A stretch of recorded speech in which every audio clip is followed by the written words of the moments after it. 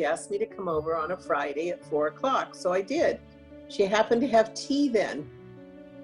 Well, I have had tea with Ruth at 4 o'clock every Friday until she was too ill and I was gone on vacation or somewhere.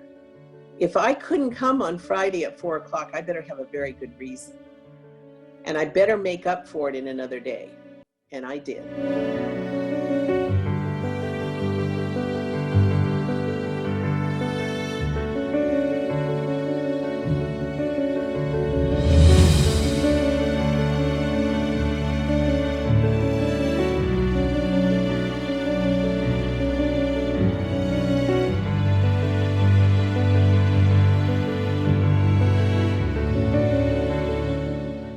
You served with Kurt Kinney, Byron Athen, who was a huge park advocate for our city.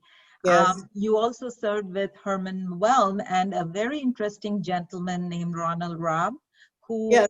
redefined, who put a whole new meaning to remote governance, as we would call it now later on. How was there any interesting interaction with any of them that you can recall? First, I want to talk about Herman Whelm. Well, that gets back to, I'll leave Herman go because that goes back to the Boone property. So I'll leave that for a minute. The one thing, I was the only female on the board there for a while. And the one thing I began to see was they need a little more empathy, a little more caring, a little softness. So I gave everybody a teddy bear so that they could at least go back to their roots and try and remember what it was like when somebody said, no, you can't do that. Or I'm going to do it this way, not that way. And that was my emphasis, was to get them to be more human, more empathy, had more empathy towards the decisions they made, and to not be enamored by their position. So your nurses training was actively starting to surface. Yes. In your city council, yes. Yeah, You served till 1997. There was an interesting incident that happened, and if you can recall your feelings at that time when Alex Mehran announced that he was pulling out and not moving forward with the Bishop Ranch expansion. Yep. How did you almost have a heart attack when you hear something like that? How does it feel? Oh, we were not warned ahead of time at the council meeting. We were actually in the community center for a council meeting. I was mayor at the time, and all of the boards were set up for people to look at. And Ron Rabb was ready to get up and he was going to fight a battle. There was no question. He actually got up from the dais, stepped down, and was going in front of the boards. And that's when Alex said, I'm withdrawing the program, the plan. And Ron kept talking. And Herman did the same thing. We both said, but Ron, it's no longer on the table. It's gone. He was so disappointed because he was ready to fight a battle against that project. And I was, to be honest with you, was a little relieved because it was a battle and it shouldn't have been a battle. It should have been a discussion. And it wasn't a discussion, so by pulling it off the table, we went on to the next item on the agenda. So it did not really have an impact. I thought hearing something like that, the council would just fall over like what? I mean, I think it was traffic and building heights, right? That was a problem There for the council. was a variety of things, but I think it was just the idea that Alex Mehran was doing the project and had designed it and presented it, and they were going to be against anything that he did. Oh. I don't think it was anything real specific. I wasn't concerned because I knew he would come back with another project, and he did. But for that day, that time, that council meeting, that discussion was put to rest once Yes. it was. Yeah, absolutely. And that was the end of it. And we went on to the next agenda item. Ron Rab was very disappointed. Yes, and I can understand why, but was there any other challenge that you can recall, or was it, I mean, if you were to look back, would you say those were some of your best times? I mean, interaction. Big challenge was when we decided to put the bus, the public county connection public bus down Broadmoor. Everybody said it ought to go on Al Costa, but there were no schools on Al Costa at that point in time. There were 5 schools on Broadmoor. And the public was very much against it. So we started the buses anyway. The council agreed to go ahead and do that. And at 6 o'clock in the morning, I would get phone calls saying the bus is coming by my house now. If they left a phone number and a name, I would call them back. But if they didn't, I had no way of contacting them. And I remember one gentleman called and he was furious and he was angry. And I could tell he was upset, but he left his name and number. And I called him back. And he ranted and he raved and I listened to him.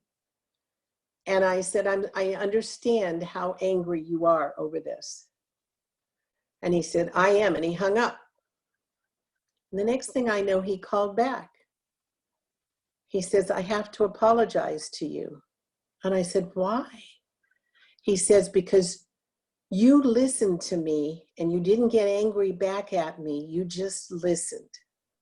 And he said, nobody's done that with me before. And you listened. And he says, and I didn't show you respect and I'm sorry. I couldn't, oh, wow. You know, that bogged my mind. And I thank him for that. I think people have stopped listening nowadays, and that could be something we can bring back into modern society. It would help. Yes. It would be helpful. So let's talk about MUDs. You mentioned it already. You had a very memorable moment remembering everyone's names. Now, you were a part of the oversight board after it was purchased by the redevelopment agency in 2008. Yes. But you had a personal connection with MUDs in that you spoke to Virginia Mudd in your kitchen. So can you take us back to that time and what the conversation was like? Okay. Again, this was the Twin Creeks Homeowners Association that received the plans from the county for the MUDs project. It was going to be a restaurant. And so we contacted Virginia Mudd, Mary Lou and I. Mary Lou was on the Homeowners Association too. And we said, can you meet with us? And we said, can you meet in my kitchen? Well, my kitchen is my office. I have had a lot of meetings in my kitchen since then, but Virginia Mudd came and we sat down and we talked and we looked at her plans and we thought what she had was an amazing plan for a restaurant, and to use the gardens and the food from the gardens, it was exceptional. It was back in the 70s. So this is sort of like food to table kind of situation, which is very popular now. What she wanted to do was vegan food. And that now would have been great. But back then it was so new that we weren't sure that people would come to the restaurant just for vegan food. They got to have meat somewhere, somehow in there. So Mary Lou and I talked to her. We said, your idea is amazing and it's wonderful, and you'd be using all the fruits and vegetables from the garden. We really think you need meat. And so she did.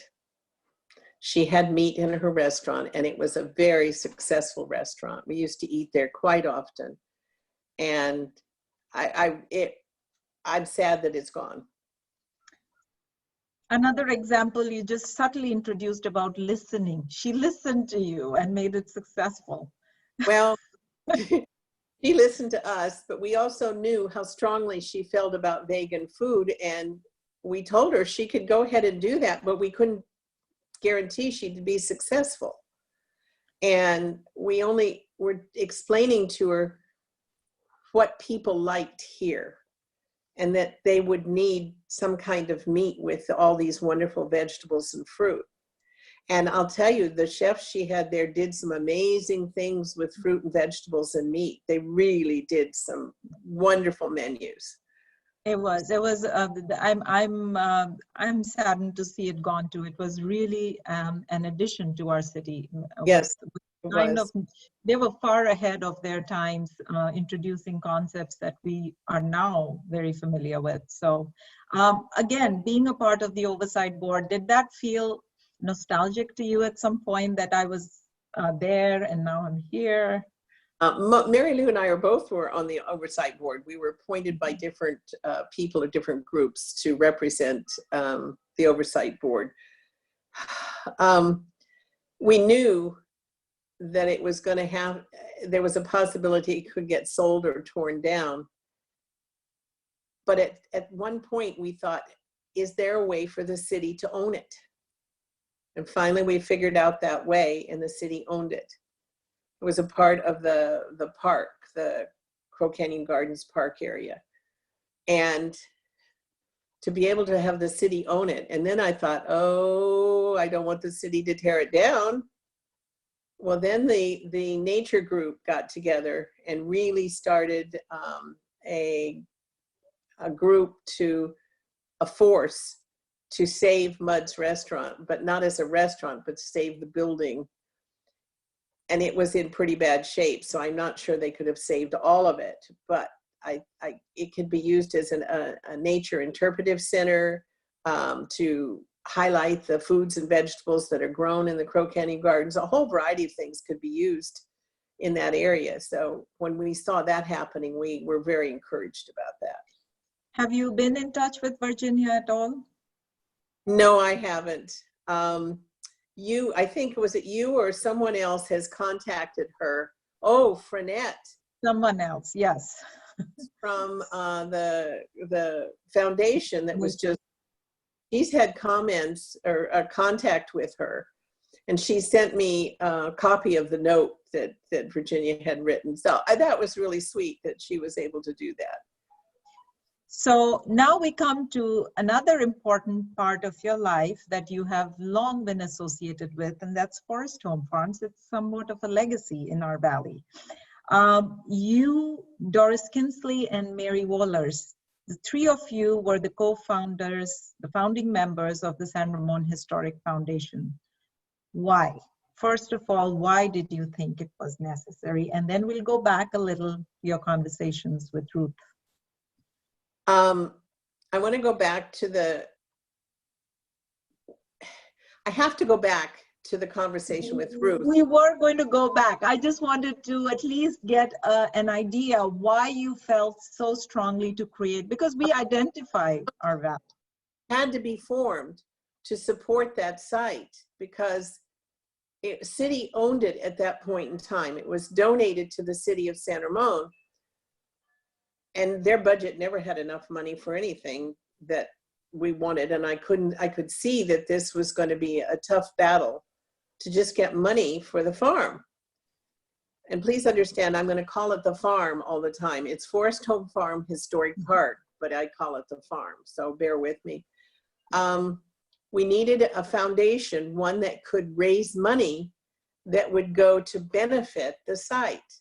And that was a way of starting it. And the city was putting out community, oh shoot, I can't remember it. It was a community development fund, I think. And you would make an application to see if you could get the money for your project that would benefit San Ramon. So we made an application to the city of San Ramon to benefit Forest Home Farms Historic Park, and we received it. It was $15,000. We did not have a bank account. We had nothing. And Doris Kinsley used her social security number. It was all in her name. All the responsibility was her. She did it. And all of a sudden we had an account, and we had $15,000 in the account. And we started pulling more people onto the board. Throughout the years, it has changed. And we are an amazing group of people now that has provided events that fund a huge portion of what goes on at the farm. And we will talk about those events a little later. So now let's go back to your meeting with Ruth. Why Fridays? Why 4 o'clock? What was it about you that she trusted? I'm assuming it's the nursing background again. Your career was always on the forefront with all these interactions, but how did you connect? What were your first impressions of her? Take us back to that time. On the city council, and I knew Ruth through the West Side specific plan. That was a whole, on the West Side, this was housing developments, this was roads, this was everything that went on the West Side, and that included Ruth Boone's property. And Pam Henry, her property also. And Pam knew Ruth years and years, and she lived so close to her, she would visit her and talk to her. And I spent quite a bit of time with Ruth through all of these meetings for the West Side specific plan. And I also learned that you never made Ruth do anything she didn't want to do. So however you worked with her, you had to do it in such a way that she agreed. And she agreed with the West Side specific plan through all the discussions and everything that went on. And so at one point, she has had no children. So she had no close relatives, somebody in Newport Beach and somebody in Washington, D.C. And she said, if I leave my house to these people, you know what they're going to do? They're going to tear all the trees down. I built these trees. I planted them from the time they were little seedlings. And they're going to tear them all down and tear the buildings down. And the next thing you know, you're just going to have a bunch of houses all over. She says, I don't want that. I want something to remember my husband, Travis, who worked so hard on this property. I want it to be the Travis Boone Park or something. So Pam said, if you want to do something to save your property, go talk to Pat Boone. She's on the council. So Ruth started talking to me about it, and I must have gone over. She asked me to come over on a Friday at 4 o'clock. So I did. She happened to have tea then. Well, I have had tea with Ruth at 4 o'clock every Friday until she was too ill and I was gone on vacation or somewhere. If I couldn't come on Friday at 4 o'clock, I better have a very good reason. And I better make up for it in another day. And I did, because I enjoyed my time talking with her. And she finally said, you know, I want to donate this property while you're on the council. It was 1997. I said, Ruth, I'm going to retire this fall in September, October, November. She says, well, then we better get busy. And so we went to a council meeting because there was a plan through Jeff Fiorio, who was the park head of parks then. And we'd done a lot of discussion on the property. And so Jeff was going to make the presentation to the council, but it was going to be a closed session because legally we had to do that while we're talking about purchasing property. So we went in. I had not talked to any council members about this. And to be honest with you, I was somewhat terrified that they were going to say no and they wanted nothing to do with this property. And do you know, when we went into this closed session and the presentation was made, Herman Whelm got up and he started beating the drum for this project. He said, we absolutely have to acquire this property. He said, it is a jewel. If we don't do this, we will lose all the historical perspective that it relates, the legacy it has to. And I just sat there with my mouth open and I went, thank you, Herman. He did it all. I didn't have to do anything. The next thing I know, the rest of the council's going, yeah, we need to do this. So the council said they would accept the property because she decided to donate it. Her attorney said, if you sell it for even $1, you're paying property tax. You're paying through your will and everything. And he says, you don't want to do that. Just donate it. And she says, oh, okay. Then the donation was made. It had to be kept in memory of her husband, Travis. And on November of 97, my last day on the council, the city attorney hand-delivered the deed to be stamped with the last date that I was on the city council. He did that purposely.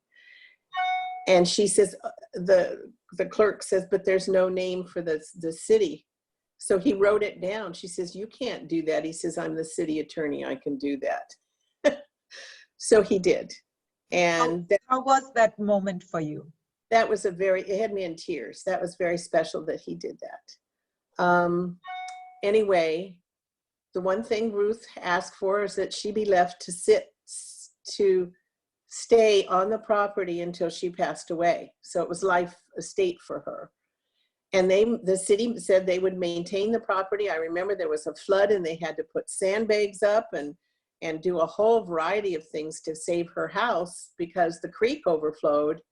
And she says, isn't this nice? I don't have to worry about anything. The city's taking care of it. So this part of the, at this point, were you still going and meeting her at 4 o'clock or did that stop? I tried to, because she had photo albums. And if nothing else, I would sit with her and she would tell me about who these people were in the photo albums. And I wrote in pencil underneath them, to this day, we don't have those. None of those are with us. One of her relatives, Vicky from Newport Beach, came up and took everything out of her house. Now, we didn't expect to get anything from her house, but the photos we would have preferred to have, or at least make copies of. A number of those photos that we don't have, but we had made copies on them, put on the video that was done with Ruth. Those are on the video, so we have those, but we don't have the originals or copies of the originals, which is really sad because we've even had people go down and talk with her in Newport Beach, and she doesn't know where they are. They're in boxes somewhere. She has no idea where they are. And that's sad because they're important to the farm and to the people on the farm and the history of the area. They're not important to anybody else. So I don't know if we'll ever see those again, but that would have been nice. I spent a lot of time with Ruth. She lived until July of 98, and I was leaving for a trip to England. And I knew her health was not good, and I knew I wouldn't see her when I got back. She would have passed. That's how bad it was. So I had to say my goodbyes to her when I left to go to England. But you made something happen, and being a politician, being in government, you made things happen. So sometimes government and politicians do work. Yes, they do. They do. And I think the city is benefited. It's now on the National Register of Historic Sites. It can never be built on. It can never be torn down. And any restoration has to be by the standards, historic standards of the Department of Interior. We are so fortunate to have something like this, but it costs a lot of money. Yes, we are. And that's where residents understand running something like this, it is not an easy job every day. Now, you do a lot of fundraisers to raise money for Forest Home Farms, and you take it upon yourself with volunteers helping you. One of the themes that I believe, now that I'm hearing your story with the afternoon tea, is the Victorian theme tea parties. And how fun was it for you to get those aprons ready, to have that Victorian feel? And how do you think that can evolve? It was a treat. We did the Victorian tea at the community center in Costa, on El Costa. We did that for about 13 years. When I look back on it, we literally started a year ahead of time. We had 10 to 15 people working on it. We it's sort of like doing a wedding reception for 200 people. You do a full meal, you set up decorations and all the china and crystal, and then you have entertainment, and oh, and then you have 30 raffle baskets also. Everybody comes in costume. That was a treat, and we only did that just in memory of Ruth. It wasn't as a fundraiser so much, and we didn't make a lot of money on it, but everybody had fun. And then we burned out. We just wore out. Now we have a lot of people who would, if we really got organized, we probably could bring some people together, but we're going to need anywhere between 15 and 20 people working for a year to put it together. It isn't easy, but it is so much fun. People are all dressed up in costume. We make Victorian hats and sell them. It's a delight. What was the tea menu like? Was it similar to what you experienced at when Ruth invited you?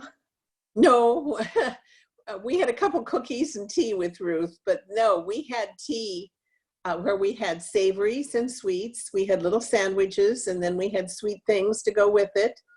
And first we were getting donations, and we never quite knew what kind of donations we were going to get. So now we then catered it and had sandwiches made and to what we wanted that were typical of tea. And then the sweets we would get from different bakeries. And that made a difference because we had consistency and we knew what we were going to get. And people were very pleased with it. But we had teapots that were all different sizes and colors. We had creams and sugars that were all donated, and different little compotes that were all different. The plates, the utensils, and the cups and saucers were all, we had to rent those. But everything else was very old and Victorian and lovely. So if you have enough volunteers stepping up and enough funds, you would resurrect this fun activity. I think so. I think the one thing I'll make very clear, I would not be chair of it. I was chair of it for a good 10 to 11 years, and I would not be chair, but we have books written on the teas that we did. If somebody doesn't know how to do a tea, we hand them the book, and they can start the project from the beginning to the end and put on an amazing tea. So there are a lot of other activities that go on at Forest Home Farms. It's closed right now. There is fun at the farm on weekends with family members. There is sheep shearing event, which we did not have this year. But the fun sheep event. had sheared anyway. They had to be sheared, and the sheep shearer had to be paid regardless, because that's a lot of work in itself. Yes. And so moving forward, but as we start incrementally opening up, what is the vision you see for Forest Home Farms? How can people be a part of it, the bigger community in the valley, donate, volunteer? What are you seeing? The events are our fundraisers, and we have the major ones are the crab feed. It's not at the farm. It is at the Doherty Station Community Center. We need volunteers for the crab feed, and sponsors. Always we need sponsors for every event that we do. That helps underwrite some of our expenses. Then sheep shearing is the one in the spring. We had it all, the people were together, we had organized it, we were there, almost there, and then the virus hit. We understood why it needed to be canceled and why the park needs to be closed. It needs to be safe for people, and opening it up would not make it safe for people. We also have Oktoberfest. We're not sure whether we can put that on in October, but we're going to see if we can, and that's a fundraiser, and we need volunteers. We partner with the city at Christmas for Holiday on the Farm. We have real reindeer, and we have Father Christmas on a huge sleigh, and we have quilters and a whole variety of different people. Oh, the maypole, I guess that's on sheep shearing. We have a whole variety of things that go on. Old-fashioned games. Kids are having, and even adults are having such fun playing with old-fashioned games. There's hopscotch and jump rope and cornhole and drop the clothespin in the milk bottle. It's very interesting to see these adults and kids get involved on these old-fashioned games. But it's a fun thing. In the for the holiday in the farm, one of the attractions that I was really surprised to see was the puppet show, and how people with the jaws dropped when they were looking at what's going on. It was it's one of those sites that you cannot forget, adults and children participating with such enthusiasm. So we used to do one puppet show in the morning. There were so many people that the little kids couldn't get in to see everything that was going on. So the foundation said, we need to do a second puppet show. And we're doing a second one in the afternoon. We also have a gift shop on the site. That's another thing. We need volunteers for the gift shop. We have a register. We have credit card. We do credit cards, and people come in and look around, but they were only open one day a week. And that doesn't help us in our sales, because that money comes back to the foundation, which brings money back to Forest Home Farms to benefit it. So we need volunteers for the gift shop, for all of our events. And then we need people with ideas on what new events could we create. We need volunteers when it comes to cleaning up the farm, Earth Day, and a variety of other things that are going on that need volunteers to help. We need funding. The funding goes to, these buildings are old. When they're old, they get tired and they fall down, and we don't want them to fall down. They're historic. They were used for a variety of different uses in the farm back then, and we want to maintain them. We want to make sure that that they are up to where the public can go in. It's safe for the public, that there's things that they can see in these buildings, that they can be involved in, they're interacting with what's going on with the history. So we need money, volunteers, and we need people who have a passion for history. I was going to say that's all we need, but it's never all. It's never enough. Yes. So that was my next question. What would make Pat Boone pass on the baton would you have to look at some qualifications that you have the passion, the knowledge, the enthusiasm to now handle Forest Home Farm activities? Somebody to have a commitment for Forest Home Farms, that they would stay with it and work with it, and to benefit it, to have the passion that everybody on the board has for this site. We wouldn't be on the board of directors if we didn't have a passion for the site. It's unique, 16 acres with 22 buildings. We were able to move the glass house, the David and Eliza glass house, from a quarter mile up the road down to this site and have it renovated and open for touring.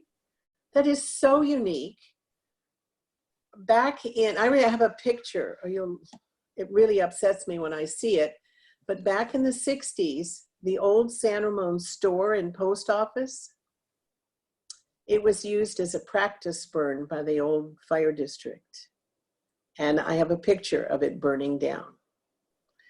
And I look back on that and I said, we can't have that happening again. We can't lose these old buildings with their history and their legacy to where we live now. And we need to have people who feel that strongly also being involved in this site. What would be the one thing you would, if at all, want to see when it comes to the partnership with the city of San Ramon?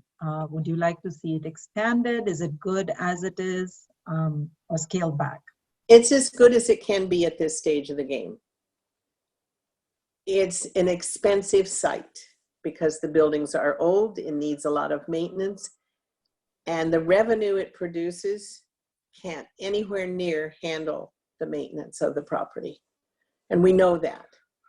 So that's why we as a foundation try to funnel money into the budget for the farm. It does not go into the general fund. It goes into just the budget for the Parks District for the farm. And we keep trying to do that because obviously we'd like more money from the city funneled into the farm. So we do our part and hope the city does their part.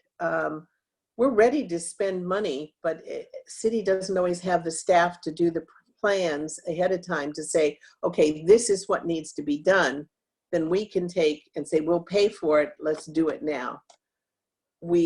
There's not enough staff to do that. And I'd love to see the farm. We have school program. All the 3rd grade kids come to Forest Home Farms to experience what it was like to live in the olden days.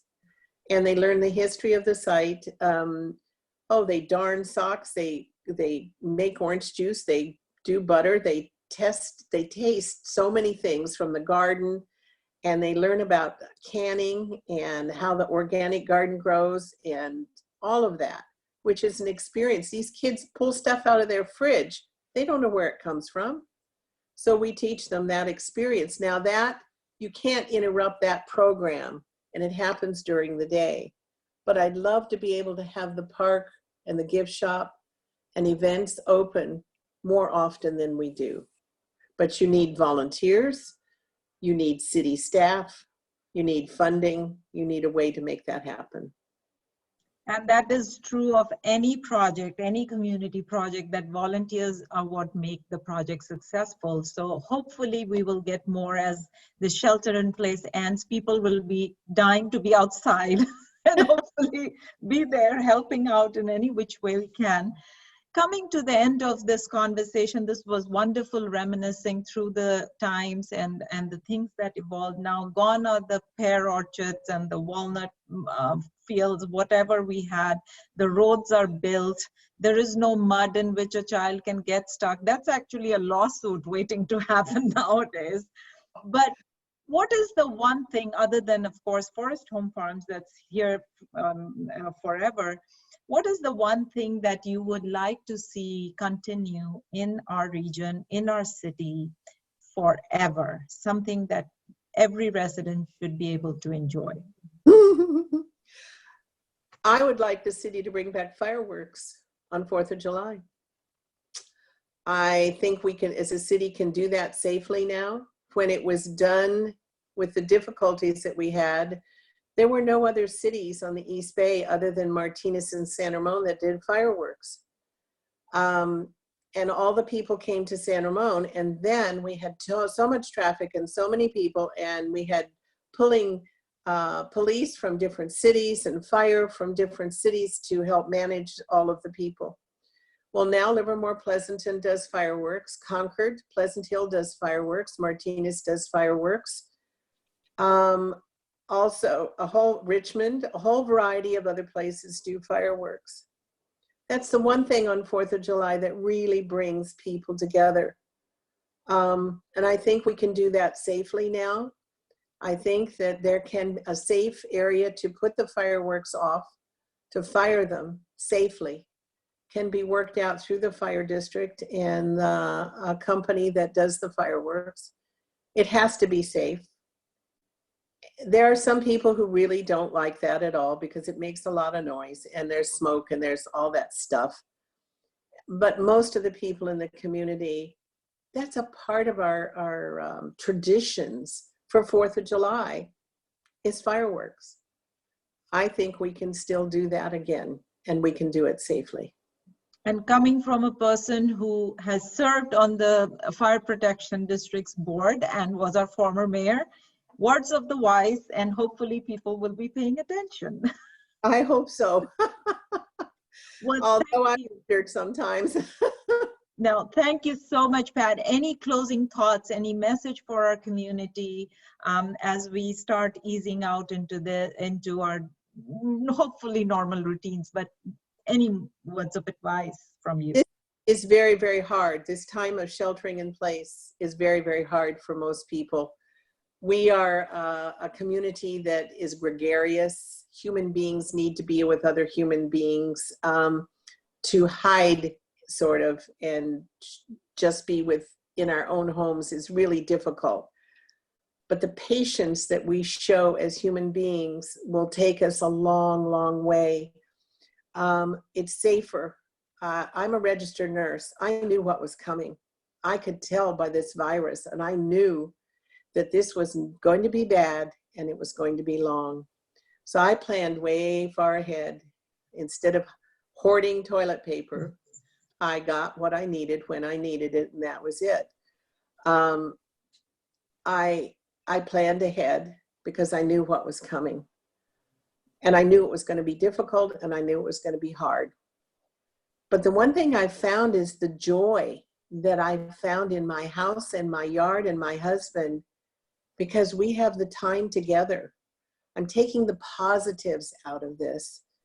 And I think we just need to remember all the positives and do the best we can to keep each other safe, to keep our families safe. Wash your hands, wear gloves, wear a mask. Do what you need to do to keep you safe and everybody else in your family safe. We'll get through this working together. We're going to be better for it. We don't know that now, but we will be better for it. And for those who hoarded toilet paper, any words of advice for them for future? I feel sorry for those who are going to have 4,000 rolls of toilet paper moldering in their garage. That's going to be unique. And the thing I loved is Costco said, we will not take any of this back. Once you buy it, you got it. There's no point in it. You don't need it. People are still going to the grocery store. Maybe as often, but they are. So have patience. We'll get through this. And that's called karma. Whoever hoarded now has to stay with it for the rest of their lives, maybe 3 lifetimes, who knows. But thank you so much. Anything else you would like to add before we end this? No, Aparna, thank you for the efforts you put into this. I appreciate that. I'm technically challenged, so my computer is absolutely dead. I'm dealing with an iPad and an iPhone, and trying to go to Zoom is very unique for me. Thank you for all your help. I am glad you mentioned that, because it explains how we are communicating in times. This will be saved for eternity, that this happened at a time when we were all in our homes, yet we communicated effectively. Yep, we did. Thank you.